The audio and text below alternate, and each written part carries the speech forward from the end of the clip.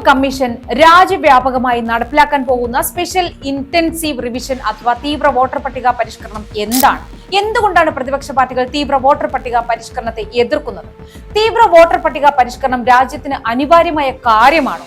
ഈ വിഷയം നമുക്ക് വിശദമായി പരിശോധിക്കാം. 1960 ജനപ്രാതിനിധ്യ നിയമമാണ് ഇലക്ട്രൽ റോൾ അഥവാ വോട്ടർ പട്ടിക തയ്യാറാക്കുന്നതിന് തെരഞ്ഞെടുപ്പ് കമ്മീഷനെ ചുമതലപ്പെടുത്തിയിട്ടുള്ളത്. വോട്ടർ പട്ടിക തയ്യാറാക്കുന്നത് പോലെ തന്നെ കാലാകാലങ്ങളിൽ വോട്ടർ പട്ടികയിൽ ആവശ്യമായ പരിഷ്കരണങ്ങൾ വരുത്താനും നിയമം തെരഞ്ഞെടുപ്പ് കമ്മീഷന് അധികാരം നൽകുന്നു. വോട്ടർ പട്ടിക പരിഷ്കരണങ്ങൾ പ്രധാനമായും രണ്ടു തരത്തിലാണുള്ളത്. ഒന്ന്, പ്രത്യേക സംഗ്രഹ പരിഷ്കരണം അഥവാ SSR. രണ്ടാമത്തേത് നാം ഇപ്പോൾ ചർച്ച ചെയ്യുന്ന SIR എന്ന് ചുരുക്കപ്പേരിൽ അറിയപ്പെടുന്ന സ്പെഷ്യൽ ഇന്റൻസീവ് റിവിഷൻ. ഇതിൽ സാധാരണയായി നടക്കാറുള്ളത് SSR ആണ്. ഓരോ തവണയും വോട്ടർ പട്ടിക പരിശോധിച്ച് ആവശ്യമായ മാറ്റങ്ങൾ വരുത്തിയ ശേഷം പട്ടിക പ്രസിദ്ധീകരിക്കുന്നതും പൊതുജനത്തിന് തിരുത്താൻ അവസരമൊരുക്കുന്നതും SSRന്റെ ഭാഗമായാണ്. അതേസമയം തീവ്ര വോട്ടർ പട്ടിക പരിഷ്കരണം വളരെ അപൂർവമായി മാത്രമേ നടത്തിവരാറുള്ളൂ. 23 വർഷങ്ങൾക്ക് മുൻപ് 2002 കേരളത്തിൽ അവസാനമായി SIR നടപ്പിലാക്കിയത്. വളരെ ലളിതമായി പറഞ്ഞാൽ SIR എന്നത് വോട്ടർ പട്ടികയിൽ സമഗ്രമായ മാറ്റം കൊണ്ടുവരലാണ്. ഒരു ജനാധിപത്യ രാജ്യത്തെ സംബന്ധിച്ച് വ്യക്തവും സുതാര്യവുമായ വോട്ടർ പട്ടിക ഉണ്ടാവുക എന്നത് ഏറ്റവും പ്രാഥമികമായ കാര്യമാണ്. എന്നാൽ എന്തുകൊണ്ടാണ് പ്രതിപക്ഷ പാർട്ടികൾ തെരഞ്ഞെടുപ്പ് കമ്മീഷന്റെ ഈ നടപടിക്ക് നേരെ നെറ്റിച്ചുളിക്കുന്നത്? അതിനുള്ള ഉത്തരം ലഭിക്കണമെങ്കിൽ നാം ബീഹാറിലേക്ക് പോകണം. ബീഹാറിൽ തെരഞ്ഞെടുപ്പ് കമ്മീഷൻ നടപ്പിലാക്കിയ തീവ്ര വോട്ടർ പട്ടിക പരിഷ്കരണം വളരെ വലിയ വിവാദങ്ങൾക്ക് വഴിവെച്ചിട്ടുണ്ട്. തീവ്ര വോട്ടർ പട്ടിക പരിഷ്കരണത്തിന്റെ പേരിൽ ബീഹാറിൽ നിന്ന് ഒഴിവാക്കിയത് 65 ലക്ഷം വോട്ടർമാരെയായിരുന്നു. തെരഞ്ഞെടുപ്പ് കമ്മീഷൻ മരണപ്പെട്ടു എന്ന് രേഖപ്പെടുത്തി വോട്ടർ പട്ടികയിൽ നിന്നും ഒഴിവാക്കിയ ആളുകൾ ജീവനോടെ സുപ്രീം കോടതിയിലെത്തിയ നാടകീയ കാഴ്ചകൾക്ക് പോലും രാജ്യം സാക്ഷ്യം വഹിച്ചു. പിന്നോക്ക ദളിത് ന്യൂനപക്ഷ വോട്ടർമാർ ഭൂരിപക്ഷമുള്ള ബൂത്തുകളിലാണ് ഈ വെട്ടിനിരത്തലുകൾ നടത്തിയതെന്നാണ് പ്രതിപക്ഷത്തിന്റെ ആരോപണം. ബീഹാറിലെ ഈ തീവ്ര വോട്ടർ പട്ടിക പരിഷ്കരണത്തിൽ പല തവണ സുപ്രീം കോടതി ഇടപെടുന്ന സാഹചര്യമുണ്ടായി.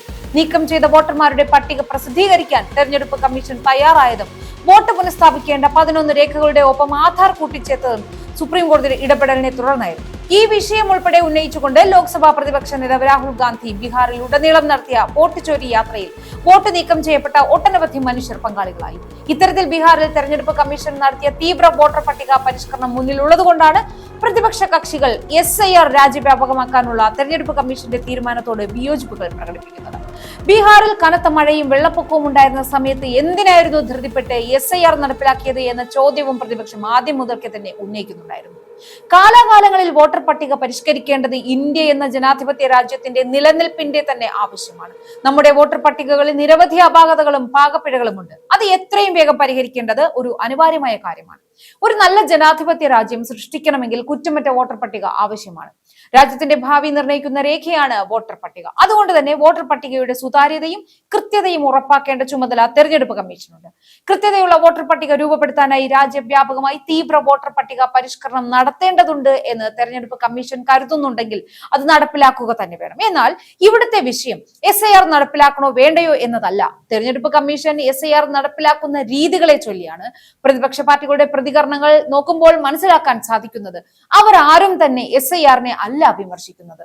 തെരഞ്ഞെടുപ്പ് കമ്മീഷൻ SIR നടപ്പിലാക്കിയ രീതികളെയാണ്. ബീഹാറിനെ ചൂണ്ടിക്കാട്ടിക്കൊണ്ട് പ്രതിപക്ഷം സംസാരിക്കുന്നത് മുഴുവൻ SIR നടപ്പിലാക്കുന്നത് സംബന്ധിച്ച തെരഞ്ഞെടുപ്പ് കമ്മീഷന്റെ ഭാഗത്തു നിന്നുണ്ടായ പ്രശ്നങ്ങളെ പറ്റിയാണ്.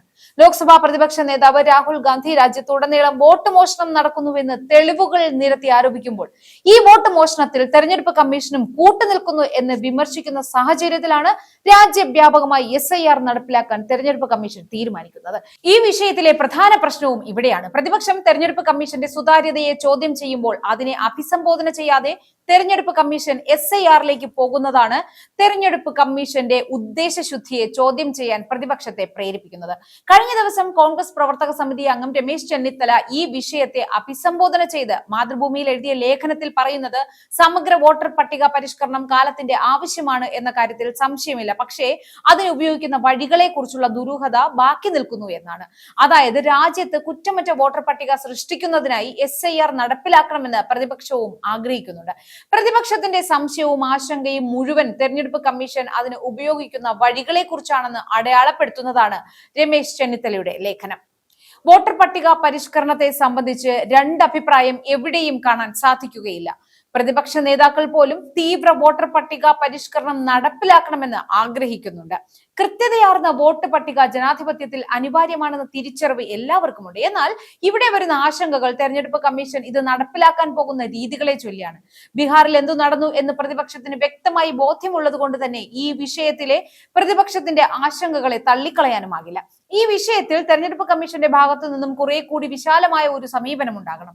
പ്രതിപക്ഷത്തിന്റെ ആശങ്കകളെയും ചോദ്യങ്ങളെയും അഭിസംബോധന ചെയ്ത് തീവ്ര വോട്ടർ പട്ടിക പരിഷ്കരണം എങ്ങനെ നടത്തുമെന്നതിൽ വ്യക്തത വരുത്തിക്കൊണ്ട് വേണം തെരഞ്ഞെടുപ്പ് കമ്മീഷൻ മുന്നോട്ട് പോകാൻ.